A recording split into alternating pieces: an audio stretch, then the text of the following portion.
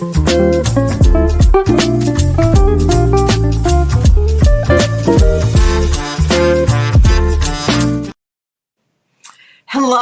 happy Sunday. Hope you stay dry this weekend and warm. This was an incredible weather experience in LA.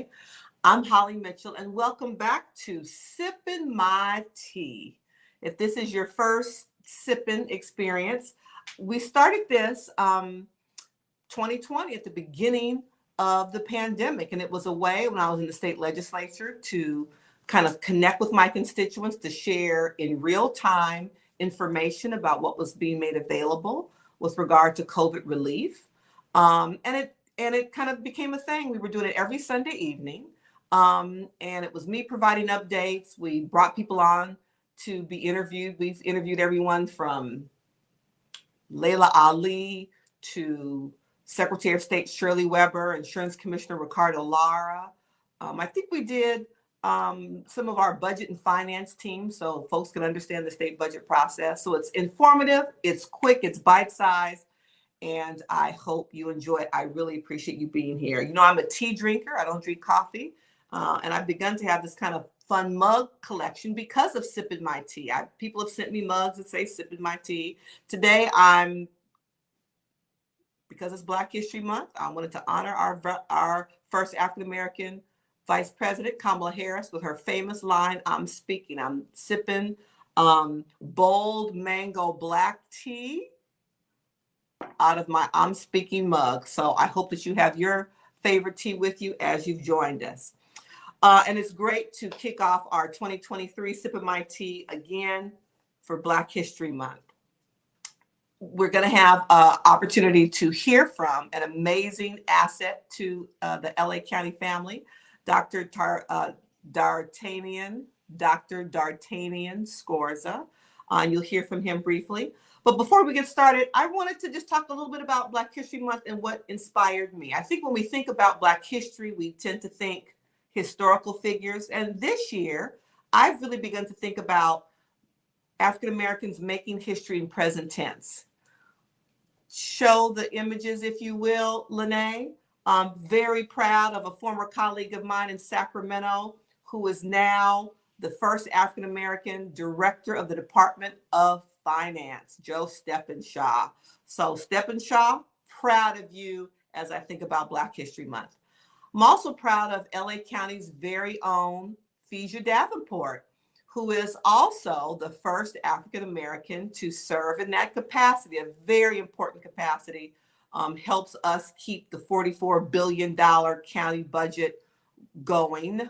And so Phaedra Davenport is who I want to honor for Black History Month. And I think third, which should be obvious to everybody, is our mayor, Karen Bass, for the city of Los Angeles, the first African-American woman elected to lead the city of Angel. So this year for me, I'm thinking forward about who's making history today on behalf of my community. So I wanted to give a shout out to those three individuals. Let me transition to this introduction so we can jumpstart this conversation. And it's so timely for this month, and you'll understand why. Dr. Scorza is coming to us to discuss the release of a new report. You know, LA County is home to 10 million residents. And within that population, under 8%, nearly 1 million, are Black. In LA County's second district that I have the honor of serving, we have the largest Black population. Nearly half of LA County's Black population, 22%, call the second district home. And as your supervisor, a Native Angelino, a Black woman, a mother, I wanted to provide an opportunity to preview highlights from this very important report that Dr. Scorza is about to share with us. Please join me in welcoming Dr. D'Artagnan Scorza, who leads LA County's Anti-Racism, Diversity, and Inclusion Initiative. Welcome, Dr. Scorza.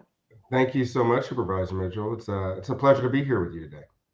I appreciate you. I refer to you as Dr. Scorza. You will notice board meetings and everything because, you know, I want to honor that title and all that it took for you to earn it. I know your friends call you Dart, They I'll be do, seeing yes. Dr. Scorza, and folks will say, "You mean Dart?" I'm like, "Yeah, Dr. Scorza." So Well, I think people call me Dr. Scorza because they can't really say my first name. that's So right, that's D'Artagnan. You know, my son had a D'Artagnan classmate in elementary school, so I yeah, can say you're the second D'Artagnan I know. yeah. That's So amazing. tell me what you're drinking. Show us your So mug. What tea are you drinking? I have my sweet clementine yogi tea. It's my stress relief tea. I need my stress relief tea every day. I So understand. I understand. And so I see a emblem on your mug. What's you on your mug? do. It's UCLA. So Okay, go fight, win, hey. All go, right, oh. I Or go Bruins. go Bruins.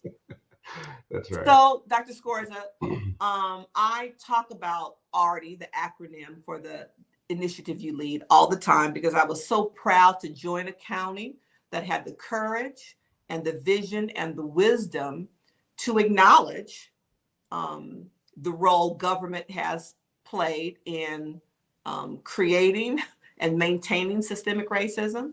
And for a county government to say, we are going to be bold and do our work internally to stop it.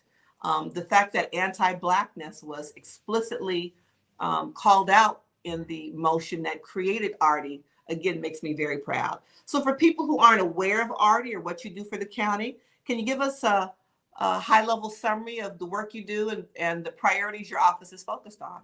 Sure, absolutely. So, the quick answer of what we do in RD is to address racism throughout the entire LA County region.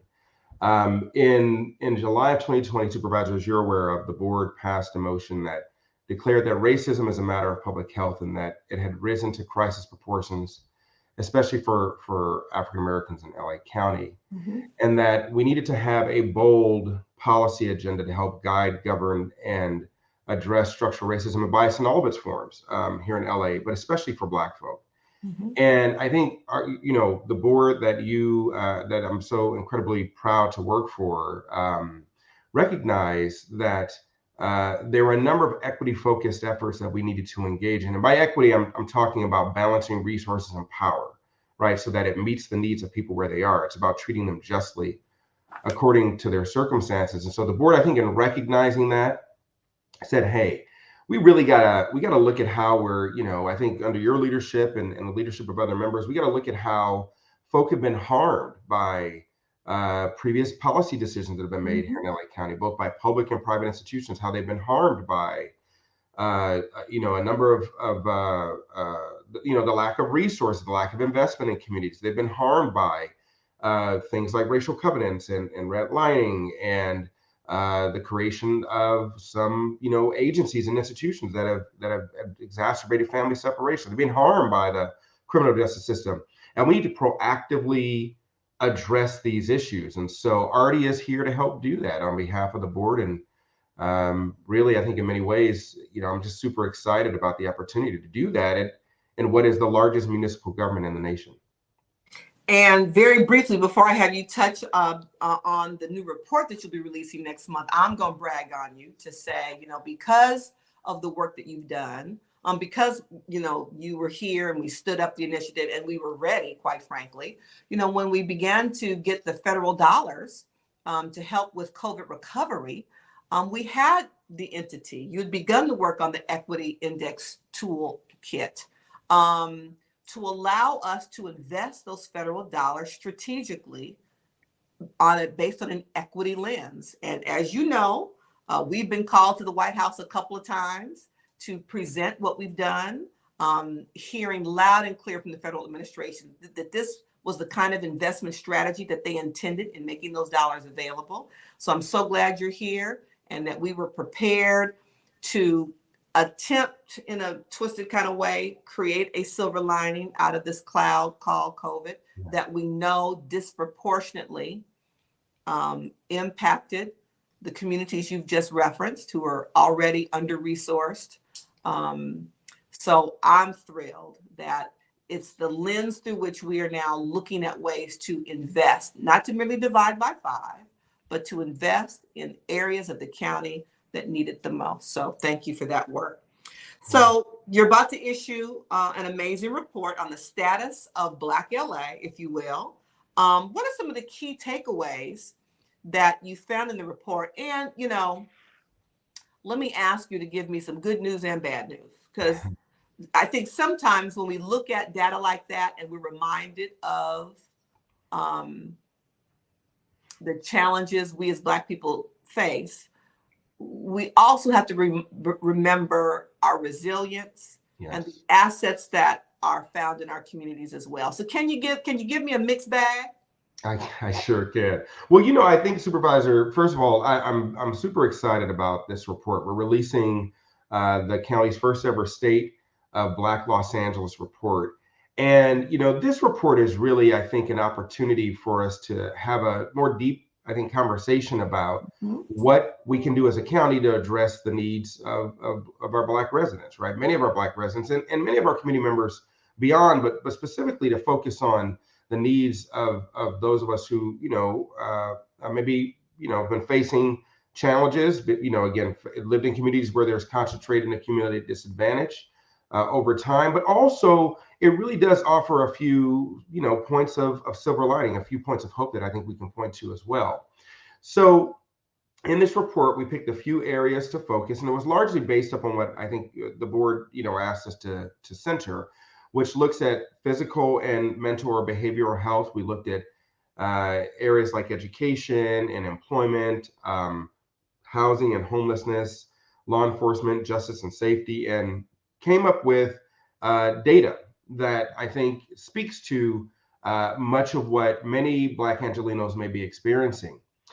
We had a great partnership with a research team. We brought in our friends over at Cal State Dominguez Hills, Mervyn Dymley Institute, and as you're aware, Merv Dymley was an incredible leader here in LA County. Helped to set the bar, I think, for so many of us as we think about what it meant to give back to our communities. We partnered with some friends at Claremont Graduate Institute. We also partnered with the Prevention Institute and some of our internal county departments as well to help look at that data and then apply it across the region. We went out and had robust community engagement. So we talked to our input, the Artie's advisory board. We talked to many members in our county workforce. We reached out to a number of community-based organizations. We talked to civic leaders. We had hundreds of listening comments from our listening sessions. So it was really, I think, a very helpful way for us to establish a foundation for what it is that we wanted to study and understand. But we're not done. So I just want to make sure everyone knows that as we prepare to release this report, we're really going to go out to the community, and we want to get feedback from folk in the report to help guide a set of recommendations that we'd like to present back to the board, back to you and to the board as we think about what we've learned and what we find. So if you like, I'm happy to share a few key findings and some of the things that we saw. So thinking about that mixed bag, one of the things that we often find in many of our communities is that mental health is stigmatized. And we saw it during the pandemic, and this was not specific to Black folk or Latino or Latina or Asian American or white Americans, but we saw a huge increase in need for mental health services over the pandemic. And what we know is that many of our Black residents here in LA County tended to be at a risk for major depression. But what is really encouraging is that Black folk were more likely than any other group to actually, get the support that they needed, right? So what we found is that that the way in which we're starting to think about mental health, the way in which we're starting to talk about therapy in our community and healing, and in many ways, I think what we're seeing is that folk are saying we need to heal from the trauma of the harms that have occurred. I think we're seeing folk really step up to have a healing framework, a healing center framework in our community. So that's a really super, I think, exciting finding as well. Now, we also know that in the area of housing, that many Black folk in LA County are vastly overrepresented amongst those who are experiencing homelessness. And while we make up less than 10%, as you mentioned, somewhere around 8% of LA's population, we make up 30% of the homeless, at least 30% of the homeless population. And we're also more likely to experience a higher rent burden. Roughly 62% of folk in our community are more likely to experience either sort of a basic rent burden or even a severe rent burden, which means we spend more than 30 or even 50% of our income on housing. But what we also saw was that a greater degree of services went to Black folk as well. So while that doesn't necessarily solve the disproportionality, at least what we're seeing is a higher level of investment now in Black communities as it relates to homelessness. By the way, it doesn't mean we should stop. We need to do No. more because we're Yes. disproportionately affected. Right. But we're starting to see, I think, more resources go to our community. So that's a good sign. You know, the other thing I think that may not be as much of a mixed bag, although it has improved over the years, is in the area of education. So, Mm. schools in LA County serving Black children only graduate roughly 73.5% of our students, which is almost 14 to 20% points percentage lower than white and Asian students in the county. Um, and even though that graduation number is not as high as it needs to be, what we do see though is that Black students are going to college more now than they have before in the past. Now Oh. it's still at smaller college going rates, but those rates are going up. And there's still work that we need to do to make sure that many of our Black students get to graduate from high school and get into a post-secondary education opportunity. It doesn't have to be college. It could be vocation, it could be trade.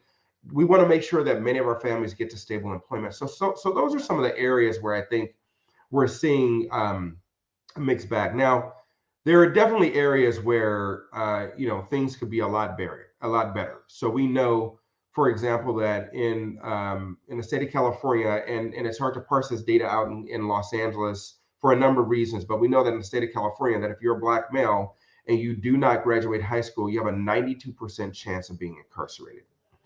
High school graduation is almost like an inoculation against incarceration. It drops down to less than 12% once a young man graduates from high school. So that's an area where I think we have a lot of work to do, addressing issues like first-time felony convictions, increasing our work around diversion.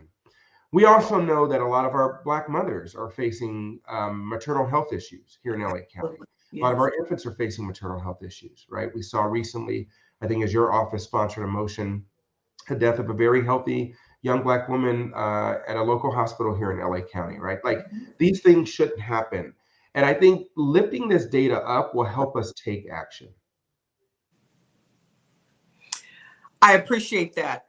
When you talked about the college entrance rate, did that include the matriculation rate? Because I remember when I was in the legislature and chaired the Black Caucus, we saw a huge drop off. We were getting Black kids into college, but those who actually graduated, it was a very different number. Did you see that kind of discrepancy as well? We do. And in fact, that's one of the major challenges we see, especially for Black males in LA County. We see Mhm. that even though we may be seeing a higher sort of number, and I didn't necessarily say percentage, but a higher number of Black students going to college, right?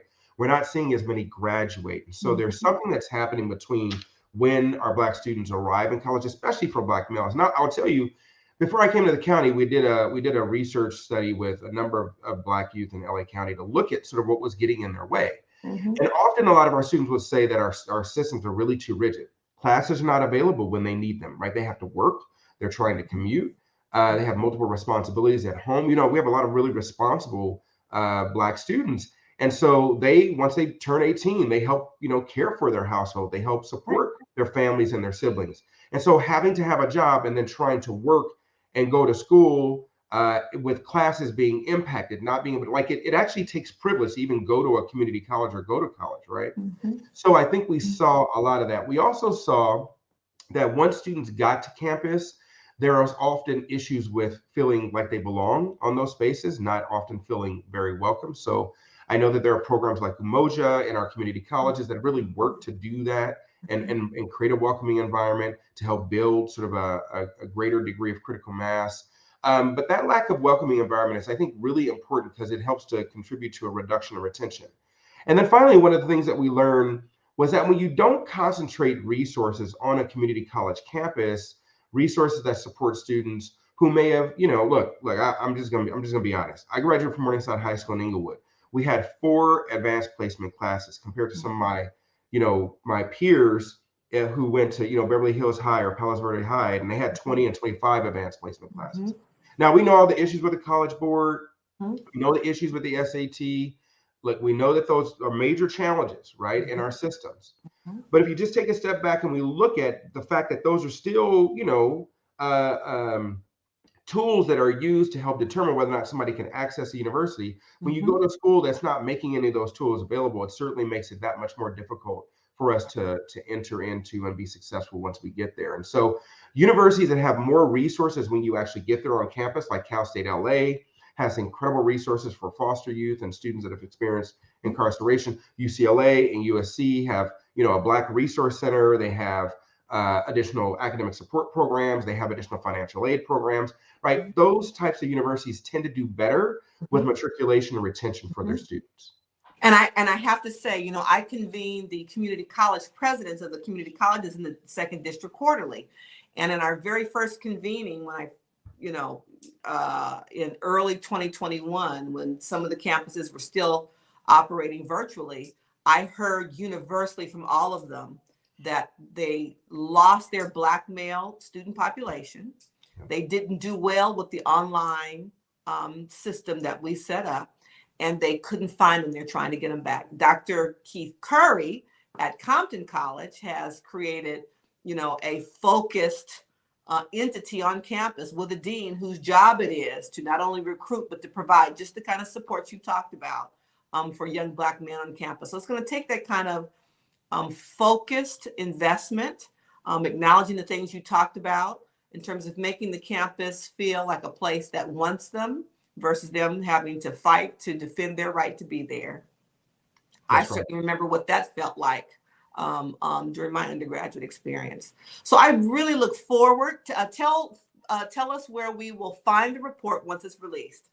So I'm happy to share that we're going to release a report. You can visit our website at ceo.lacounty.gov/ARDI, A-R-D-I. Again, that's ceo.lacounty.gov/ARDI. We're going to make a huge announcement. I'm super excited about this. We're going to make sure that the word gets out there. So be on the lookout for the report during the month of March. I'm excited, Supervisor, that you've offered to help support the launch of the report as well. We'll make sure that folk are aware of it. But we're also going to be hosting convenings in every supervisorial district throughout LA County. And we're going to have smaller convenings. We have our team out there. They're going to visit churches. We want to talk to folk in local communities. We were just at a healing event where we wanted to hear from people in community about sort of what they thought in a as we previewed some of these ideas for them. And really, my hope is that as you all begin to engage with, and as we engage with this information, that it generates ideas and data, right, to help us think about what is it that we need to do to make the lives of Black Angelenos better. And this is what I'll say. If we improve the lives of Black Los Angelenos or Black Angelenos, Black Inglewoodians like myself, folk from, Carsonians, all these folk, right? If we improve the lives of Black folk throughout LA County, that's going to help improve the lives of Latinos and Latinas and Latin populations. It's going to improve the lives of Asian and Asian American populations, because often the challenges that many of our other communities have faced were perfected on Black folk, right? Like the harms that were targeted towards Black people have harmed other communities like Armenian and Jewish communities. They've harmed other neighborhoods as well. So by addressing the needs of Black folk, we can certainly help improve conditions for all of our residents and communities throughout LA County. I appreciate that. You mentioned the healing event. It was amazing. Co-hosted by my office in the 2nd District at Magic Johnson Park, led by our Justice, Care, and Opportunities Department, led by Songhai Armstead. An amazing event a week ago, last Sunday. 200 people engaging in yoga, folks really having a healing experience in our very own community.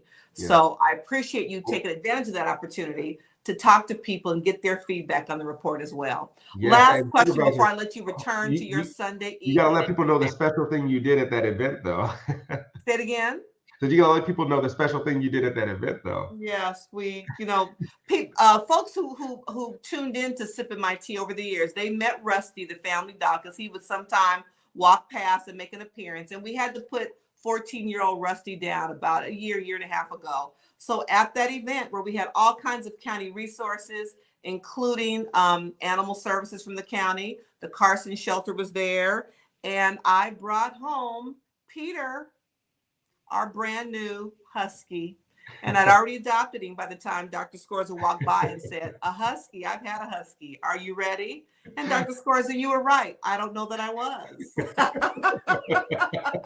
They're good though. And let me clarify, I'm actually, Peter is my grand dog. He really belongs to my son, Ryan, who, lives next door. So I get to walk Peter when I feel like it, but I see him jogging down the block and they're getting along swimmingly. That's awesome. They are fun dogs though. I do see, my dog gets I have a Shepsky. She's a Shepherd Husky, Ruby. My daughter named her Ruby. We got him for our daughter. She gets on my nerves sometimes because she will bark at me and she will be like, no, I don't want to do what you tell me, but she really is a great dog. So I'm sure you're gonna have fun with Peter. That's hilarious. So when Peter is at my house, the tea kettle hissing irritates him. He cocks his head to the side like, what is that noise? Yes. So he's funny. I think, pets, bring something special to your life. So I'm glad to now be have a grand dog. So before we sign off and I let you get back to your Sunday evening with your family, thank you for sharing your weekend time with us. I appreciate you. Tell us about something or someone that's inspired you this Black History Month. It's so amazing. I think, it's so interesting, right? I one of the things I did when I went to UCLA for my graduate program was that I built a program for young Black males to help them learn about Black history. And we baked it into schools. We baked it into the curriculum of schools. We did a lot of work.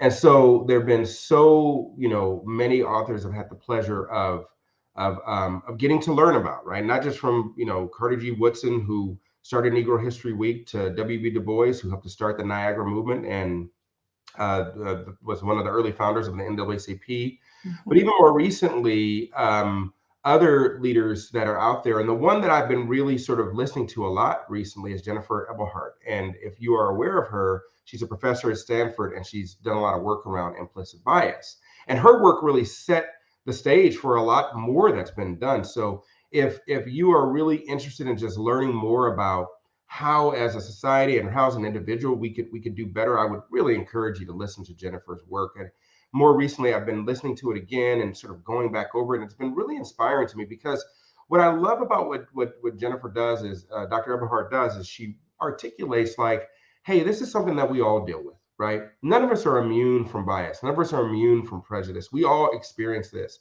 But there's a roadmap. There's a way for us to, sort of check ourselves, right? To really think about how we can do this work, not just during the month of February, but throughout the entire year. Because that's what's really needed. We got to do this. We have to remember Black history.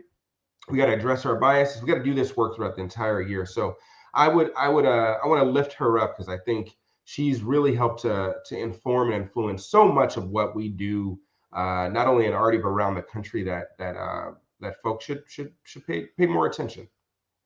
I appreciate that. I have heard her, and it's these new thought leaders that really helped influence our decision to create the Racial Justice Learning Exchange experience in the 2nd District that, we are convening monthly because this is not a one and done conversation. And I'm going to let you go, but as I wrap up, I'm going to talk about the Circle of Care experience we had at our Racial Justice Learning Exchange event just this past week at the Manhattan Beach Library. I'll have to tell you all about it. It was powerful. Thank you very much for telling us about Artie and the incredible work you're doing. And we all look forward to getting the report on the state of Black Los Angeles. Thank you, Dr. Scorza. Thank you, Supervisor. All right. Cheers. Bye-bye. Cheers. Hope you learned something. Another dynamic LA County family member. I'm so thrilled that he's a part of what we're doing. You heard him mention the Day of Healing with our Justice, Care, and Opportunities Department. And so we were really proud to be a part of that work and again, created this healing space that was at Magic Johnson Park. This is another new department like Artie. And the focus of JCOD is to reduce the number of young people in our jail system by providing the necessary support justice impacted individuals need to be successful. For more information on JCOD, visit JCOD, that's JCOD.lacounty.gov. Judge Armstead, who leads that department, had amazing nonprofit organization sponsors who bust in systems involved people, in addition to community people, to again have this day of healing. And from my perspective, it was about bringing LA County services to the community. We expect people to know what services we provide and to come find us. But on a Sunday afternoon, to bring these services to the community, I think was really powerful. So we're going to get back into doing Sippin My Tea. Early before we were doing them weekly. We're not going to do them weekly, but we think we have a lot of information that we want to update you on. And I'm going to just touch on one piece before I let you all get back to your Sunday evenings. And then I want to talk about the Racial Justice Learning Exchange. So one critical issue that we are focusing on at the county is dealing with our unhoused. Specifically for me, given my responsibilities to unincorporated areas of our county, are the RVs and the far too many people who are living on the street in RVs, the most of which are not habitable and are inoperable. And we realize that these people are fighting to survive. We get it. So to help address this major component of our homeless crisis, we passed a countywide RV encampment pilot project with the goal of getting 1,500 RVs not only off the streets, but to decommission them. That's important because in many instances, if you can house one family, move them out of the RV, another family moves in. So we want to house people and decommission these largely inhabitable, inoperable RVs. We've identified RV encampment hotspots, which includes the neighborhood of East Gardena, particularly Avalon Boulevard, and many others. We're focusing and working on we're working with a number of our community-based organizations like St. Joseph's and the LA Homeless Services Authority, who provide the direct service and resource to the encampment areas in order to get the people housed. We're prioritizing housing for the people in the RVs because from my perspective, that's the only way to get to the root of the problem. Once we do that, we will dismantle, tow them, and again, prevent other people from moving in, but also we're not going to force these people on the streets. This crisis didn't happen overnight. And unfortunately, we're not going to be able to solve it overnight. However, we have a sustained sense of urgency and commitment to doing the work and getting it done. So we've got a lot of new information. We want to recap in future Sunday evening gatherings. We want to talk about the Economic Opportunities Grant Program. We'll talk to you about our Breathe program. But just in closing, I'd like to talk about our Racial Justice Learning Exchange. This month marks the 1-year anniversary that we've been doing this work in my office. And we started this initiative really to create a safe space for community residents, county department heads, my staff, people who serve on commissions, volunteers who serve on commissions, to really have the opportunity to have authentic conversations about race and how to proactively be an anti-racist. You see here is the flyer for our upcoming event in March, Pride in Place, Identity, Solidarity, and Community Power in a Changing South Central LA. It's going to be a dynamic conversation. We're still building out the panel. And this, from my perspective, is really a vision about how we go forward in having pride in place and working collaboratively to build the kind of South LA that we all will continue to be proud to call home. This last Thursday evening, we had a powerful experience at the Manhattan Beach County Library. And we talked about white fragility, how it impacts us all, and allyship. We went through an exercise called a circle of chairs, which was so powerful. We had standing room only participants, well over 100 people. We broke up in smaller groups, and it was a facilitated process where you sit in a circle and ask really tough questions And through a clockwise format, everyone has the opportunity to share their perspective. No judgment, we just hear it and receive it. And then we asked the second question about allyship. The first question was, how have you experienced, witnessed, and been impacted by white fragility? Zach Hoover came and opened up the session to really help us define what white fragility is. And he was so vulnerable and open about his own walk towards shedding his own sense of bias that we all have, like Dr. Scorza said, and gave us really tangible, relatable examples. We watched a short video clip. We talked about the book entitled White Fragility. And I have to tell you, just on a deeply personal level, I was so proud of the second district residents from all walks of life, literally, who came together to have this deeply personal yet important conversation. We all acknowledge that race-based hate is permeating our society. We see it on our news, experience it in our neighborhoods every day.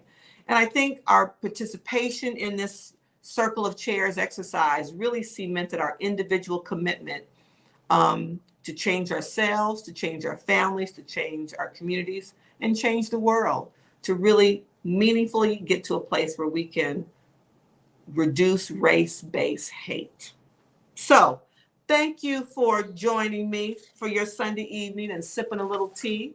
Again, we try to keep it to 30 minutes, so you'll stick with us. We don't want to overwhelm you.